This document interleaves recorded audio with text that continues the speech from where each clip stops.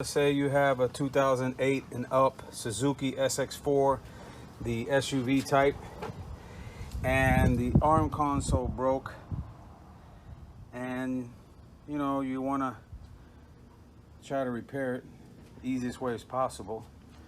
So they have these little plastic nubs that cover the screws.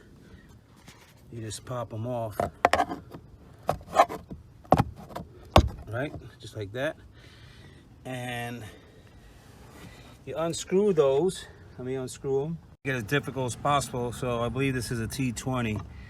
Just come over here and take these screws off. Guess what?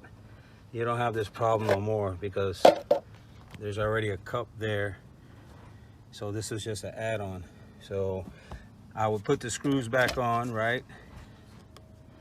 And then put those little plastic jiggers on there. All right, so we're finishing it up, putting the last finishing touch, and that's it. There you go. Didn't cost you a penny to fix it.